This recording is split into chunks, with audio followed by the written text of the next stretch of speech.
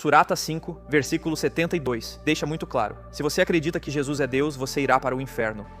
O Alcorão classifica isso como o único pecado imperdoável. O shirk, acreditar que alguém além de Alá é Deus. E o exemplo citado ali é Jesus. Então, se eu estivesse errado quanto a isso, eu iria para o inferno, para sempre. Comecei a perceber que os argumentos a favor do cristianismo eram realmente muito fortes. Mas eu não aceitei.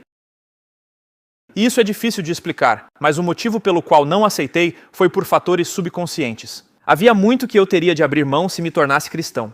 Eu não percebia isso conscientemente, não estava claro na minha mente, mas havia muito que eu teria de deixar para trás. Mas o maior motivo estava no Alcorão, Surata 5, versículo 72, que deixa muito claro: se você acredita que Jesus é Deus, você irá para o inferno.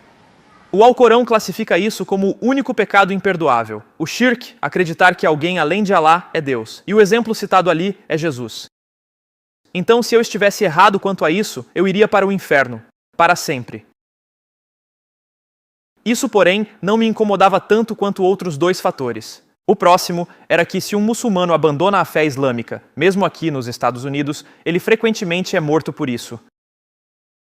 Ao redor do mundo, todos os 4 ramos da jurisprudência sunita acreditam na lei da apostasia, e todos os 3 ramos xiitas também creem nessa lei sob certas circunstâncias. Ou seja, você pode ser morto por deixar a fé. Mesmo aqui, naquele ano de 2004, uma família em Nova Jersey foi esfaqueada até a morte por ter aceitado Cristo e deixado o Islã.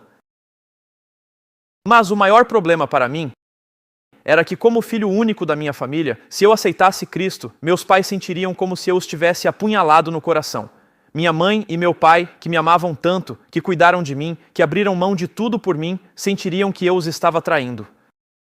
É preciso entender, para os muçulmanos, o Islã é mais do que um conjunto de crenças, é a própria identidade. Nossos pais não eram apenas seguidores, eles viviam o Islã. O Islã era a vida deles, assim como era a minha, e deixá-lo seria como uma traição. Eu não percebia isso conscientemente, não era algo que eu pensava diretamente. Eu apenas olhava para as evidências e dizia: não estou convencido. Mas o que realmente me impedia de me convencer era o preço que eu teria de pagar, ainda que inconscientemente. Então comecei a orar. E orei fervorosamente. Orei a Deus e disse: Deus, cheguei a um ponto em que percebo que não consigo descobrir sozinho quem tu és. Tu precisas me dizer quem és. E se tu me disseres para ser cristão e seguir Jesus, eu te seguirei. E se me disseres para continuar muçulmano, eu te seguirei. Mas por favor, dá-me uma visão, um sonho, algo, para que eu saiba que és tu me mostrando a verdade. E ele respondeu: Deus me deu uma visão e 3 sonhos, ao longo de alguns meses. Não posso entrar em detalhes hoje, afinal, vocês entraram de graça, não é? Se pagassem, eu contava os detalhes. Mas posso dizer o seguinte: por meio da visão e dos sonhos, percebi que havia recebido um convite para o céu. E a única maneira de aceitar esse convite, a única forma de entrar no céu, era aceitando o convite do Evangelho. Somente assim eu seria salvo. Do contrário, estaria perdido. Deus deixou isso absolutamente claro para mim por meio de sonhos e visões, assim como ele tem feito com muitos muçulmanos ao redor do mundo. Aliás, foi então que consegui me afastar da argumentação, deixar de lado os debates e me concentrar na mensagem em si. Antes disso, eu não conseguia ouvir a mensagem do Evangelho. Ela simplesmente não fazia sentido para mim.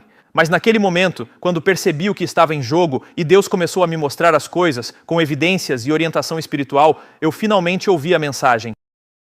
E a mensagem cristã é esta: nós nos separamos de Deus, nosso Pai amoroso, por causa dos nossos pecados. Como muçulmano, isso não fazia sentido para mim, porque como muçulmano, eu acreditava que se você fizesse algo errado, bastava fazer boas ações para compensar, como se o bem anulasse o mal. Era como, se você passar num sinal vermelho, pare 2 vezes no próximo, e está tudo certo. No fim, basta ter mais boas obras do que más, e pronto, tudo bem. Mas quando realmente ouvi e compreendi a mensagem cristã, percebi que o pecado não funciona assim. Na verdade, o que torna o pecado tão devastador é o fato de que Deus é santo. E o que significa santo? Significa separado, puro, acima de tudo. Deus está acima, além, completamente distinto de qualquer outra coisa. E quem é Deus? Deus é vida, Deus é amor, Deus é bondade, Deus é alegria, Deus é esperança, Deus é paz, Deus é propósito.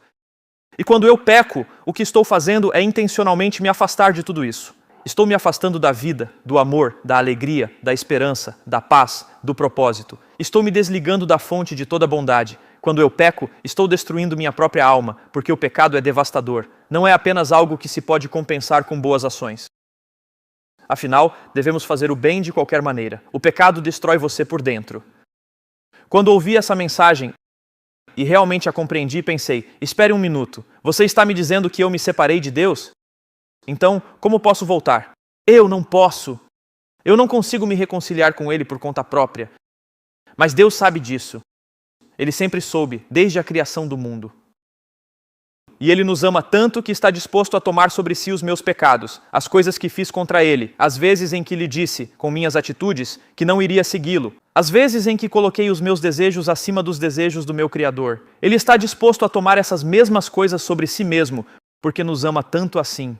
Isso não faz sentido algum para a mente muçulmana. Demorei muito tempo para compreender. Simplesmente não fazia sentido, porque eu não conseguia imaginar Deus deixando o seu trono. Deus que está lá em cima, no céu, sendo adorado pelos anjos, cercado de luz, amor e glória. Por que ele viria aqui? Ele jamais viria aqui. Ele é majestoso demais para isso. Mas a mensagem cristã nos diz algo diferente. Deus não considerou a sua majestade como algo a que devesse se apegar. Filipenses 2. Ele não considerou sua posição, seu status, maior do que o seu amor por nós. Você está me dizendo que aquele que criou a vastidão do universo, vocês vivem no Colorado, vocês podem olhar para o céu à noite e ver as estrelas, brilhantes, magníficas, bilhões delas. Você está me dizendo que o Deus que colocou cada uma delas no céu, que sabe exatamente quanto tempo elas existirão, exatamente há quanto tempo estão lá, exatamente o brilho de sua luz, exatamente o calor que produzem. Esse Deus que conhece cada estrela desde o início do universo, que as colocou lá com um simples pensamento, esse mesmo Deus me conheceu e me criou exatamente do jeito que sou, com um propósito, e ele sabia que eu iria me rebelar contra ele. Mesmo assim, ele entrou neste mundo sujo, corrompido e pecador. Por quê? Esse tipo de amor não faz sentido algum. E quando ele veio como rei? Veio com riquezas e poder? Não, ele veio nascendo de uma jovem virgem, numa manjedoura, cresceu como carpinteiro, trabalhando com as próprias mãos, servindo as pessoas, aproximando-se dos pescadores, humildes, homens que nem sequer haviam conseguido terminar os estudos. E foram justamente essas pessoas nas quais ele se derramou que depois o traíram, um deles com um beijo, para que ele fosse levado à morte. E que tipo de morte? Você está me dizendo que o nosso Deus estava disposto a sofrer morte de cruz? Você sabe o que é a morte na cruz? É a forma mais humilhante e dolorosa de matar alguém, inventada exatamente no momento da história em que Deus diz, sim, essa morte vale a pena. Antes de colocá-lo na cruz, eles sabiam exatamente como fazer. Eles o açoitavam de um modo calculado para deixá-lo no estado mais vulnerável possível. Eles usavam um chicote romano chamado flagrum, feito de várias tiras de couro entrelaçadas. Nas pontas dessas tiras colocavam pequenas esferas de chumbo, juntamente com fragmentos de metal e pedaços de osso. De modo que, ao atingir a pele, o impacto dilatava os vasos sanguíneos e os fragmentos se cravavam na carne, arrancando pedaços de pele e carne viva a cada golpe, fazendo a pessoa sangrar profusamente e perder todas as forças. Eles faziam isso pelo corpo inteiro, de forma que ao chegar à cruz não havia energia alguma restando. Então, eles cravavam os pregos pelos nervos, destruindo as mãos e os pés, e cada vez que a vítima precisava respirar, um dos últimos fôlegos dolorosos, era preciso raspar as costas, já sem pele, subindo e descendo pela madeira cheia de farpas, para conseguir puxar o ar. Deus fez isso. Ele nos ama tanto assim. É incompreensível. Mas nós sabemos que é verdade. Sabemos que é verdade. A ressurreição aconteceu. Jesus declarou ser Deus, depois ele morreu na cruz e provou sua declaração ao ressuscitar dos mortos. Deus morreu na cruz. O mesmo Deus que criou o universo sofreu aquela morte porque nos ama assim.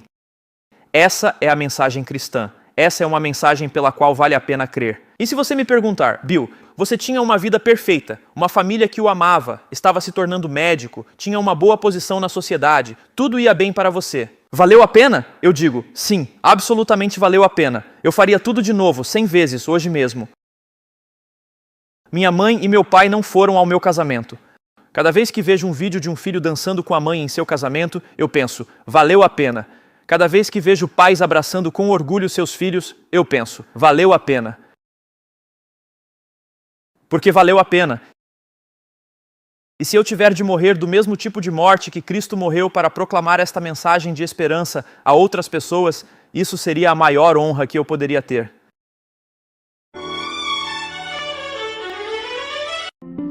Graça e paz, eu sou o profeta pastor Marconi Silva e nós estamos com mais uma campanha do Salmo 23.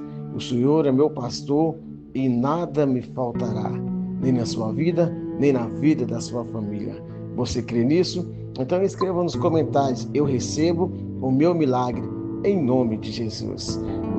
A playlist completa dessa campanha está nos comentários e também na descrição desse vídeo. Você encontra outras campanhas. Participe conosco, pois eu tenho certeza absoluta que Deus, Ele não apenas vai, mas está mudando a sua história e também da sua família. Campanha do Salmo 23. O Senhor é meu pastor e nada me faltará. E eu estou profetizando, na sua vida já não falta mais nada, porque quem tem Jesus tem tudo.